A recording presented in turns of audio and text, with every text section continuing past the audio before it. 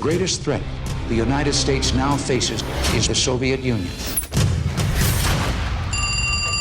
Hello? The Americans have no intelligence. Undercover agents hiding all over the U.S. No one has any idea who they are. Well, they look like us. They speak better English than we do. Maybe there's another way. I would lose everything before I would betray my country. You're my wife. Is that right? The Americans premieres January only on FX. The greatest threat the United States now faces is the Soviet Union. Hello? The Americans have no intelligence. Undercover agents hiding all over the U.S. No one has any idea who they are. Well, they look like us. They speak better English than we do. Maybe there's another way. I would lose everything before I would betray my country. You're my wife. Is that right? The Americans premieres January only on FX.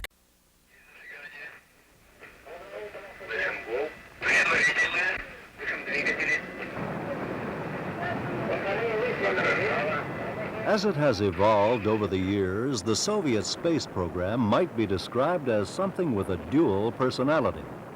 A Jekyll and Hyde, so to speak. That is, it consists of two parts, one of which is highly visible and acceptable to the world public, while the other moves in a sort of shadowland and is cloaked in high secrecy.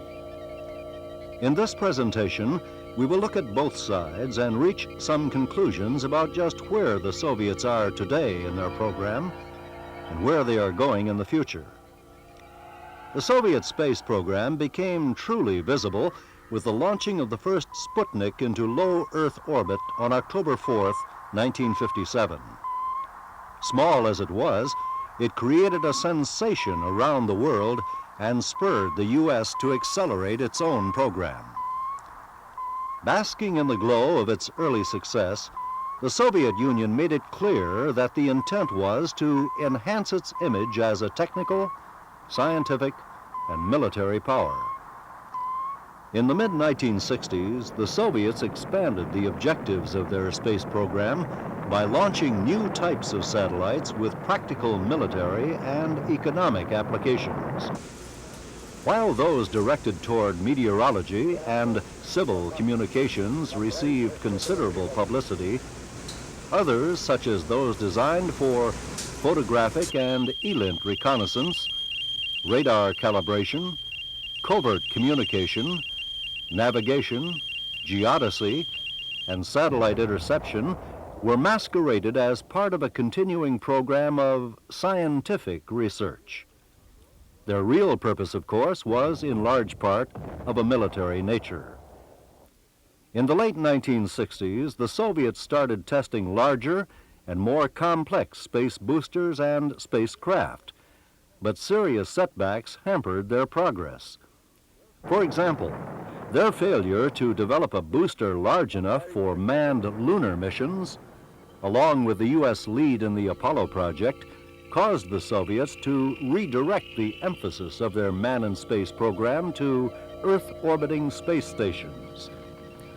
Since the early 1970s, the Soviets have concentrated their effort on space systems for military support. They improved the capability of their ELINT and photo reconnaissance satellites and constructed a geosynchronous communications satellite network.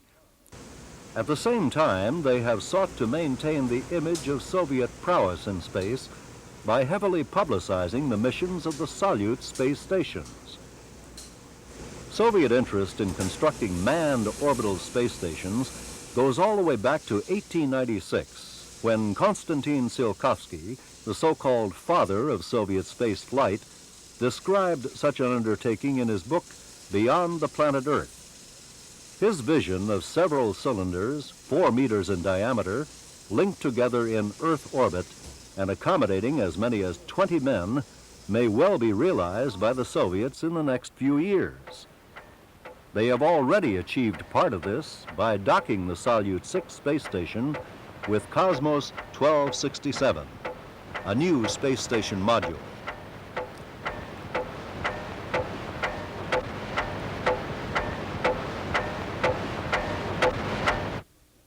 In 1969, Leonid Brezhnev said that orbital space stations with replaceable crews were man's highway into space. The Soviets put their first space station, Salyut 1, into orbit in 1971. Since then, in spite of 2 failures, they have successfully orbited a total of 6. As mentioned at the beginning of this presentation, Soviet space efforts can be divided into 2 parts, military and scientific. This is also true within the manned space station program. While Salyuts 1, 4, and 6 are all involved in scientific research with some military applications, Salyuts 2, 3, and 5 are clearly part of the military program. As an example of the Soviets' growing proficiency in manned spaceflight, it is notable that Salyut 6 has been in orbit for the past 4 years, and during that time has played host to both Soviet and non-Soviet visitors. 28 different cosmonauts have visited Salyut 6, and 9 of these were non-Soviet. They spent a total of 2,117 manned days, or nearly 7 man-years, in space and occupied the station for 44% of its time in orbit. It is also notable that although Salyut 6 does serve certain military purposes, mostly of an observational nature, the Soviets prefer to project its purely scientific nature, such as biomedical research, Earth resources studies, and materials processing. And here again, we note the Jekyll and Hyde nature of the Soviet space program. Within the Soviet space program, the military effort is by far the most active, usually accounting for about 70% of the launches each year. By contrast, although the number of dual military-civil missions has grown significantly since the early 1960s, they still account for only about 15% of the annual total. And the number of purely scientific missions account for less than 15%. The U.S. programs, on the other hand, are about evenly divided between military and non-military projects. During the 24 years of their space program, there has been no significant change in the Soviets' highly standardized development process. Typically, it covers a 10 to 15-year span from decision to final development. And this is, of course, precluding any major setbacks. Although their system of development has some inherent advantages, such as centralized bureaucratic direction, it is neither malleable nor adaptive, and it lacks the ability to recognize and solve complex problems in a short time. The Soviets are continuing to expand their aerospace industry for space system design and production. The Soviet Communist Party has not faced a serious internal threat to its political rule since the 1920s. Yet, after years of forced sacrifices by the population, shortages of food and clothing persist. Housing remains inadequate. Intellectual and artistic expression are stifled. And growing corruption reaches into all levels of society. The Soviet people respond with public displays of cynicism, but they almost never openly challenge the authority of the leadership. The Soviet regime does not hesitate to enforce its rule through the violent suppression of individual liberty, but it prefers to use less onerous methods of control, such as various propaganda techniques. The use of propaganda from cradle to grave by the Kremlin has helped to ensure at least the passive acceptance of its rule by the Soviet people. The Soviet regime disseminates propaganda through a vast network operating under the supervision of the party's Central Committee and Politburo.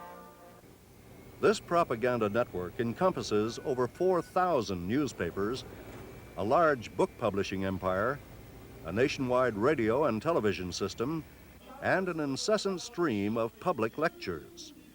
For example, about 15 million lectures are given each year by the Knowledge Society, a major component of the propaganda network.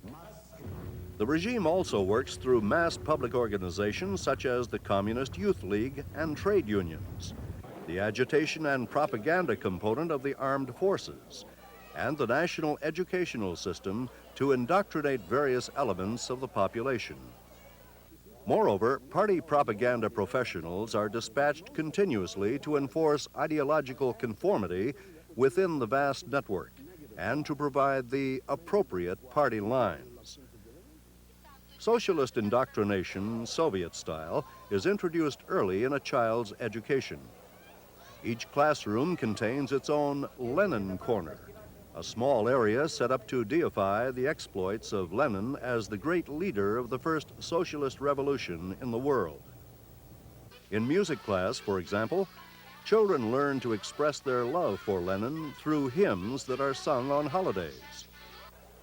Soviet elementary education is characterized by a suffocating paternalism. An assurance of personal security is offered by the state in return for strict conformity and the suppression of individual expression. In art classes, for example, all children are required to draw the same object in exactly the same way and using the same colors. Also, there is no ambiguity for Soviet school children. There are only right and wrong answers, and repetition of the so-called right answer is the basis of Soviet learning.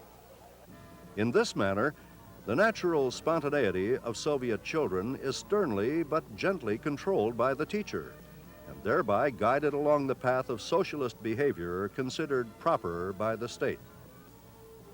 Individuality has always been discouraged in Russia. The head or patriarch of the family set the rules of behavior, and dissent by other members was not tolerated. This pattern has been continued by the state.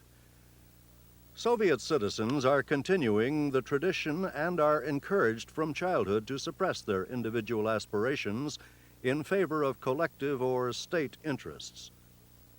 As a result, they often appear to be fearful of individual expression, and many have grown dependent on a paternalistic government which is more than willing to make decisions for them. But the leadership's dream of a socialist society where everyone works in unison to build communism and where discipline and order are self-imposed seems more distant than ever. Because of this, the regime is compelled to issue an endless stream of rules and regulations in an effort to direct the lives of the Soviet people. As one wit summed it up, what's not forbidden is compulsory. The people have become adept, however, at getting around the regulations and knowing which rules to break and which to obey. In recent years, Soviet leaders have become increasingly concerned over a growing popular rejection of collective social responsibility and a trend toward the private pursuit of individual activities such as jazz, religion, underground art, and the second economy. The regime has responded by stepping up efforts to reduce contacts with the West and has launched a propaganda campaign to persuade the population that such contacts are antisocial. And it goes out of its way to praise those workers who allegedly devote their labor to the aims of Soviet society at the expense of private goals.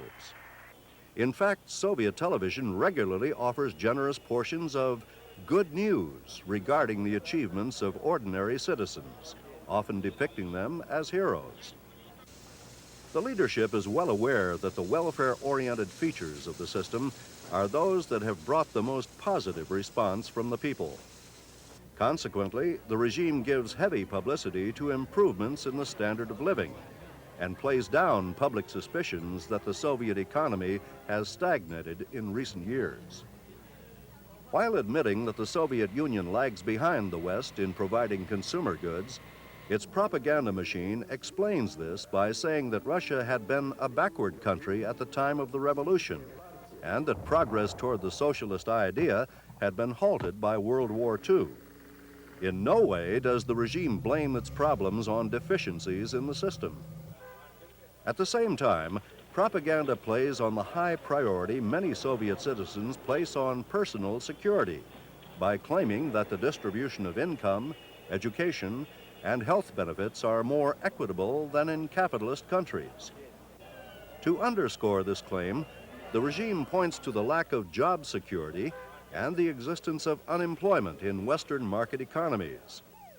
The propaganda machine also exploits crime statistics from Western countries and makes it appear that the U.S. in particular is a lawless society where the individual's physical security is constantly at risk. The Soviet media go to great lengths to portray the leadership as thoroughly committed to the welfare of the common man. Shortcomings in the supply of consumer goods are attributed to individual cases of managerial inefficiency and corruption on the part of lower-level functionaries. The leadership provides excuses and scapegoats for its economic problems in an effort to deflect criticism from higher officials and the communist system. The identification of Russian nationalism with Soviet communism is an important aspect of Soviet propaganda.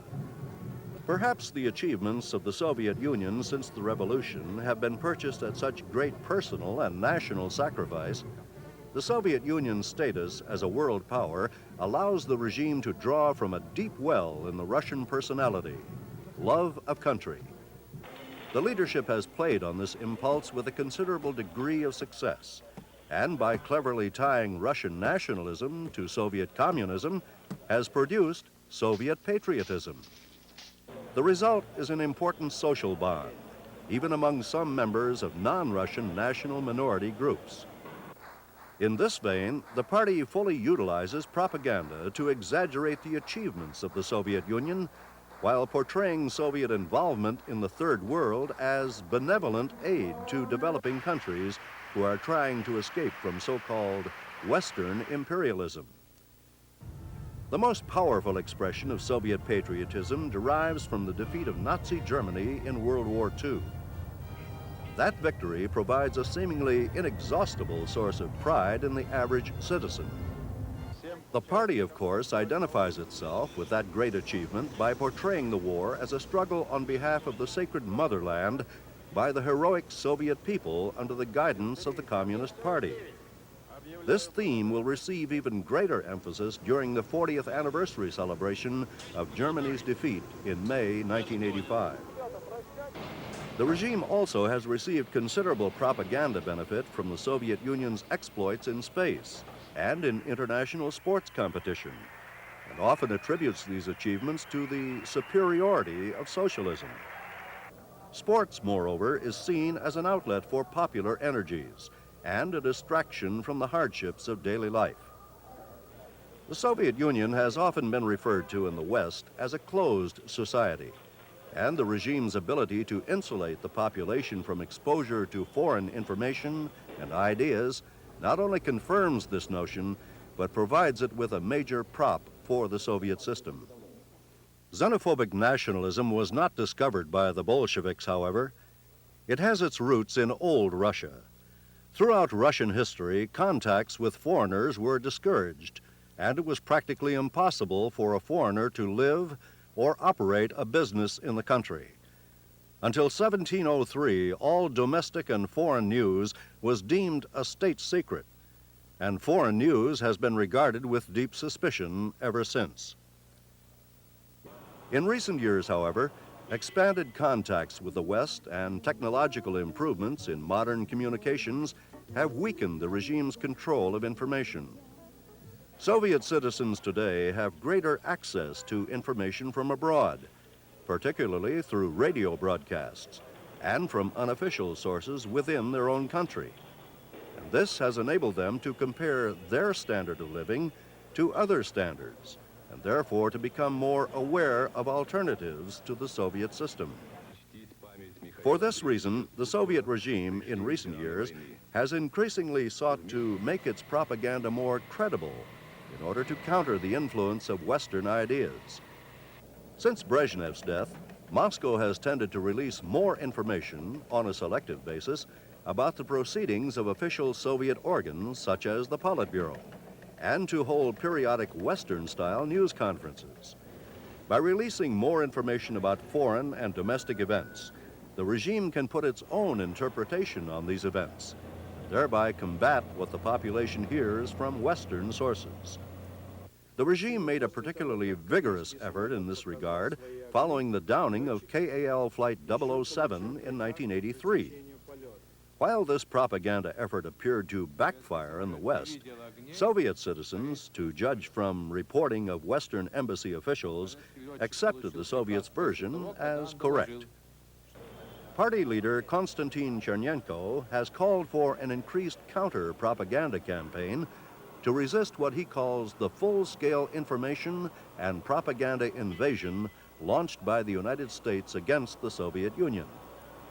This campaign features greater vigilance against the alleged efforts of Western propaganda to undermine the USSR internally. In addition, Soviet counter-propaganda denigrates all dimensions of life in the West, charges the United States with acting to increase the danger of nuclear war, and accuses Washington of engaging in a wide variety of transgressions in the international arena.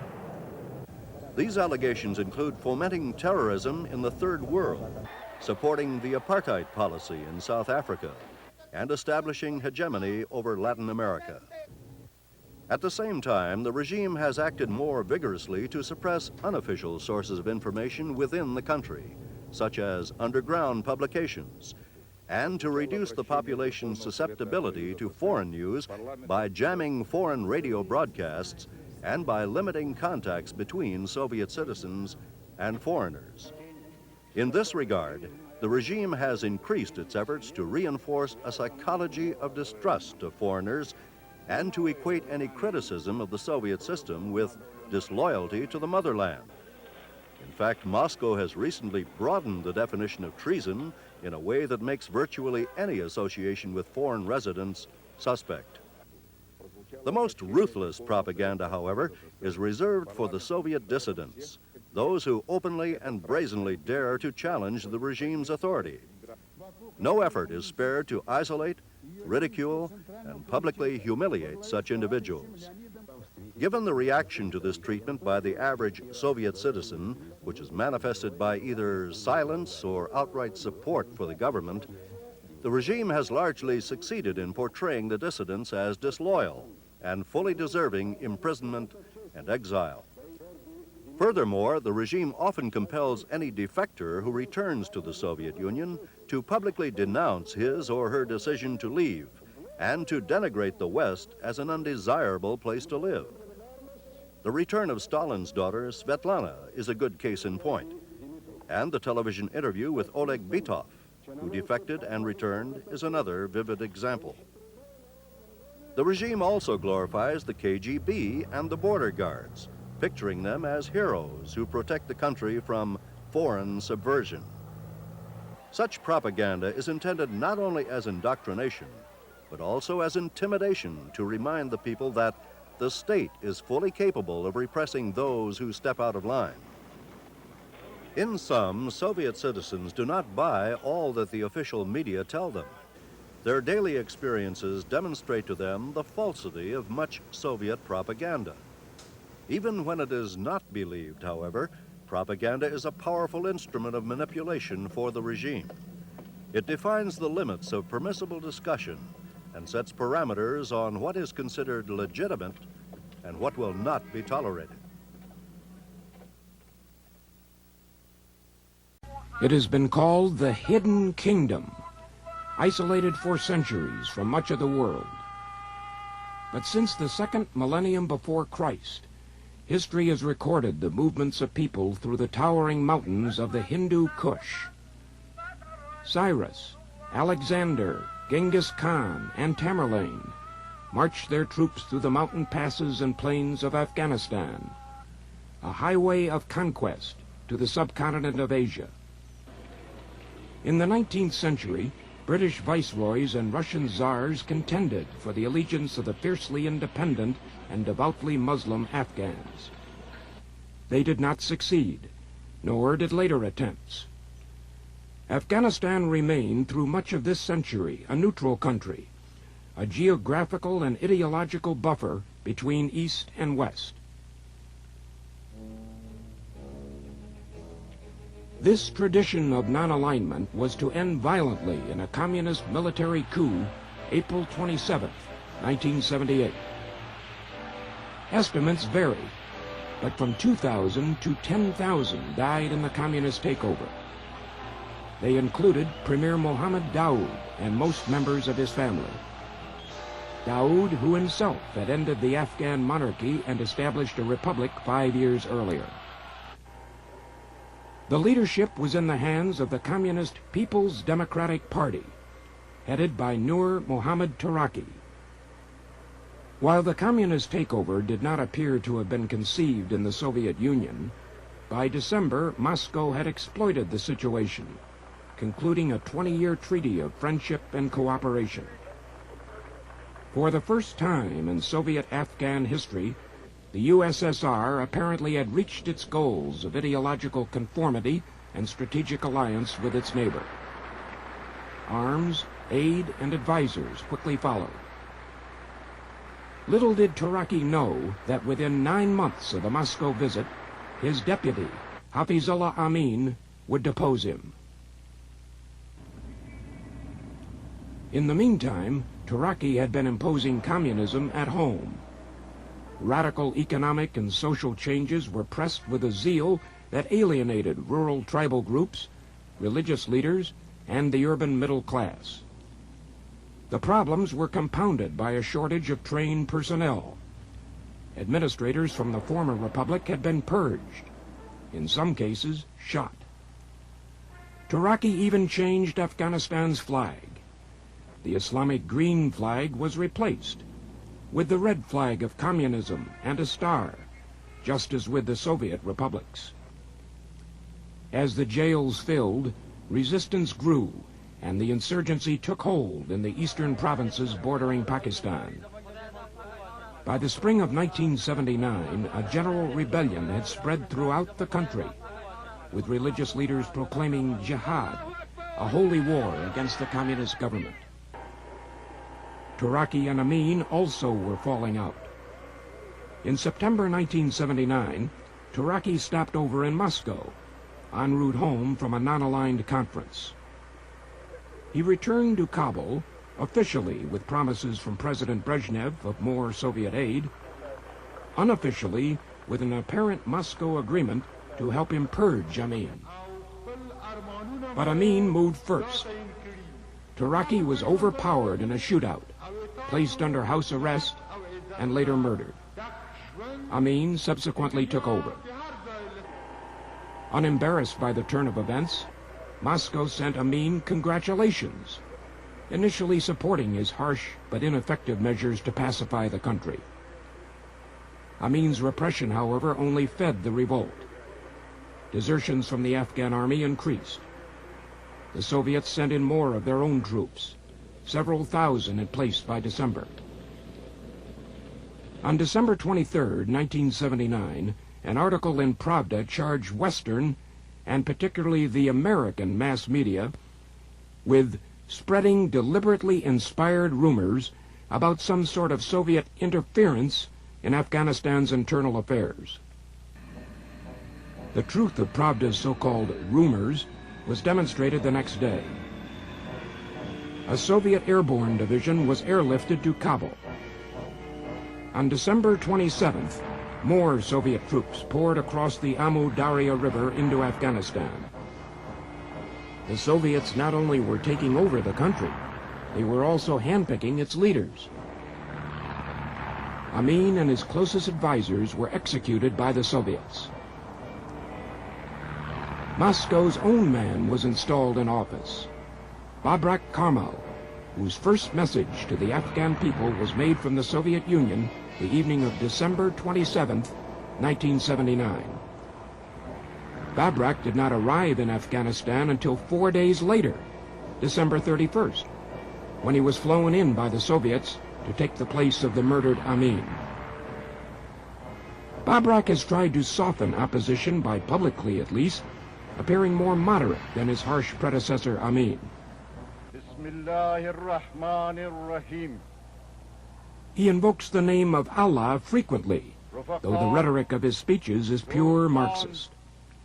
He claims to have released thousands of political prisoners, although most appear to have been members of his Parcham faction of the Communist Party. Babrak also has replaced the glaring red communist banner of Taraki's regime with a black, red, green tricolor flag. There are no signs, however, that such cosmetic changes are working. Most Afghans probably would agree with an observer who said, "Amin was a tyrant, but at least he was an Afghan. Karmal is the Russians' watchdog. He should be drowned." Foreign journalists recall that when Babrak Karmal held his first news conference, only Soviet correspondents were allowed to attend.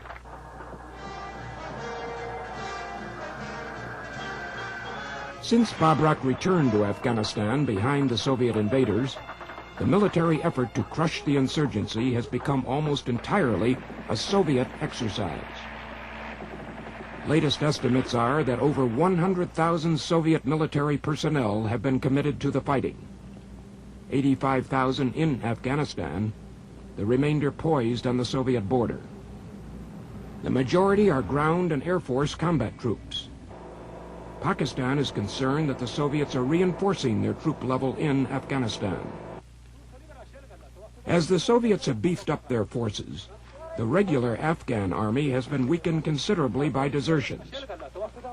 That army, 100,000 men strong at the time of the 1978 communist coup, currently numbers only 20,000 effective regulars. Elements of the crack military garrison in Kabul have had to be disarmed. Soviet combat troops have been identified along major lines of communication in virtually all areas of the country. Most are in the eastern half, particularly in the northeast, where resistance has been greatest. The insurgents control most of the countryside. The Soviet presence is seen in every major city. Their troops man all checkpoints. Still, opposition flares, even in the cities. The Afghans blame the invaders for food shortages, looting, and even a fire in Kabul that destroyed nearly 100 shops. Soviet advisors and civilians, in addition to soldiers, have been killed.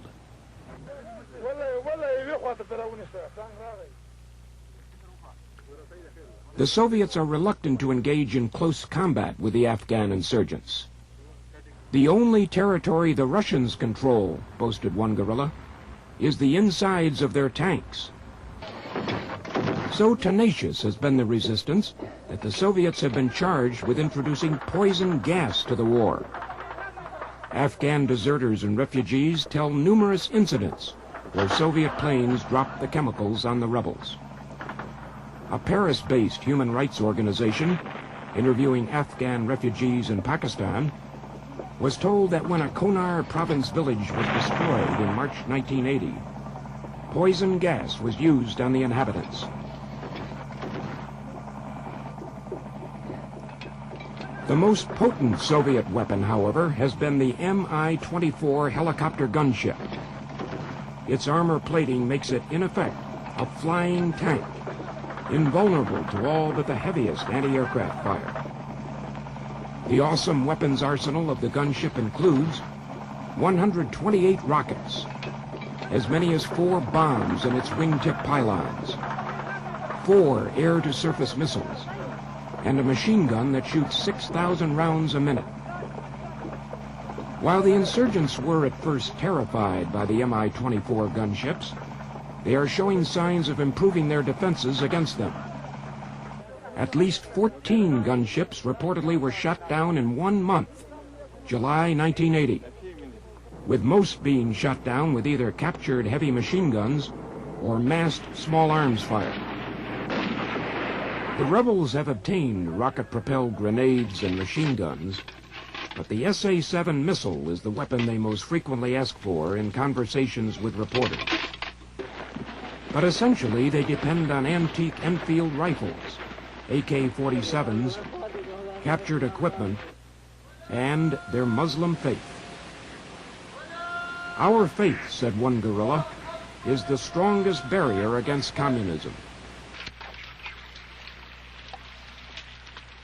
Despite Soviet efforts to turn off the pipeline for weapons entering the country, the flow continues. The Soviets try to discourage passage along the mountain borders with the use of the squashies. It's a deceptively named anti-personnel device that seems intended to maim rather than kill. A plastic landmine, roughly 5 by 2.5 inches, with 2 to 3 ounces of liquid explosive. The Soviets have dropped over 1 million squashies in the mountain passes near the Pakistani border. To the sandal-clad Mujahideen insurgents and the tens of thousands of refugees, the presence of these explosive devices is an ever-dangerous threat. A misstep by the unwary traveler can be tragic.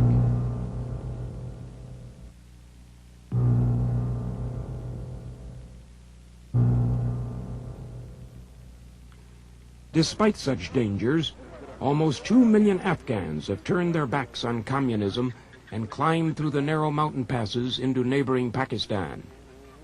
1/3 to 1/2 are children. The need for food, shelter, and medical aid is great in the crowded refugee centers that dot the border of Pakistan's northwest frontier and Baluchistan provinces. Another several 100,000 refugees have crossed into Iran. The Babrak government, probably at the urging of Soviet advisors, set a grace period for refugees to return without reprisal. There were few takers. The government now has indicated it will confiscate the property of refugees who do not return.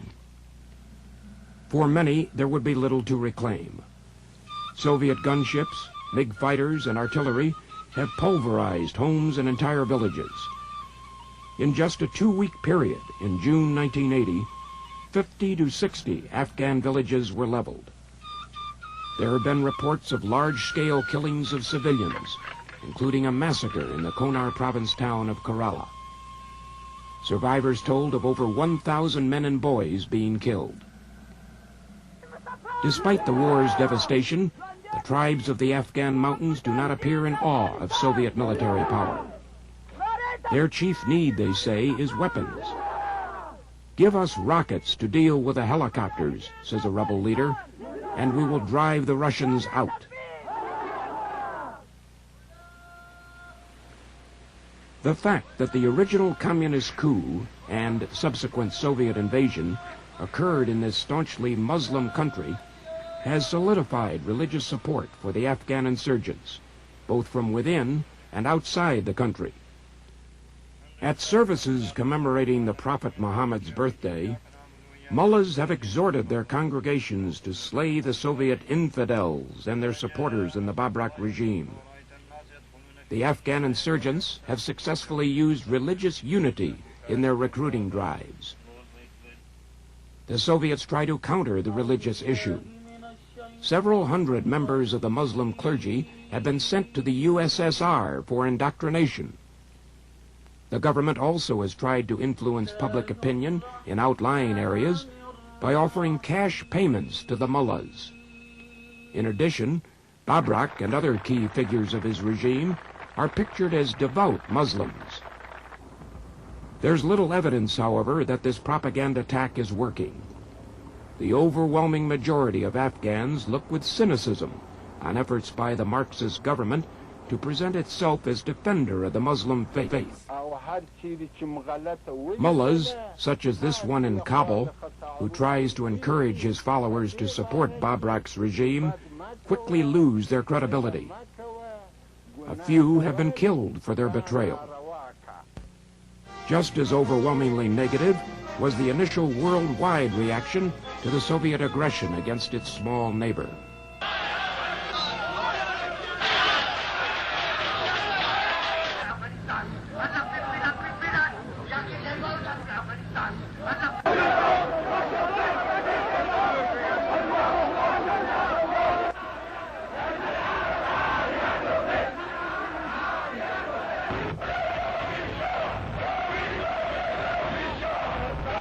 Only 2 weeks after the first Soviet airborne troops landed in Kabul, the United Nations Security Council overwhelmingly approved a resolution calling on all foreign troops to leave Afghanistan. The Soviet Union exercised its veto to block the action, but was supported only by East Germany. 1 week later, January 14th, 1980, 104 nations in the UN General Assembly demanded an immediate, unconditional, and total withdrawal of all foreign troops from Afghanistan. In this clear test of UN opinion, 1/2 of the proponents represented non-aligned members. The Soviets also continue to occupy Afghanistan in the face of a demand by 36 Muslim nations for them to leave. The Conference of Islamic States, in an emergency meeting in Islamabad, Pakistan in January 1980, denounced Soviet aggression while demanding an immediate withdrawal. To underscore its position, the Islamic Conference voted to sever relations with what it called the illegal regime in Afghanistan. In January of this year, the Islamic States again demanded Soviet withdrawal. But Pakistan's President Zia believed he saw signs of flexibility in Moscow and Kabul toward a peaceful solution of the problem. Not only has there been no firm evidence of this flexibility, but the Soviets and their clients in Kabul have also steadily ignored the international demands for a Soviet withdrawal. They are clearly settling in for a long stay. They also are banking on the passage of time to lessen the fervor of Islamic groups around the world. The worldwide protests immediately following the invasion have subsided. Still, Moscow faces some formidable tasks in its efforts to prop up the unpopular Marxist regime in Kabul. Even the Soviets concede that the insurgents dominate most of the country. The tribesmen, although still alarmingly short of the weapons needed to combat the invaders, continue to receive supplies from sources outside the country. It's unlikely that the Soviets will be able to effectively close the Afghan borders in the mountainous war zones. "I've often wondered," said one of the rebels in a mountain encampment, "why Allah gave Afghanistan ravines and steep cliffs rather than rich, flat plains. Now I know why." The faith of the Afghan people in their Muslim religion is a strong counter to communism's dogma of atheism. Yet, such communist domination of a Muslim people is not unprecedented. Some 50 million Soviet Muslims live in the Caucasus and Central Asia. It's essentially a docile population since their brutal repression during the Stalin years. The passage of the ensuing years has aided Moscow's domination of their Muslim population. So, the critical factor for the future of the Afghan insurgency will be the spirit of the rugged Muslim tribesmen. Are they prepared to endure such an ordeal for possibly years yet to come? There are no signs that they are losing heart in this savage fight for their country.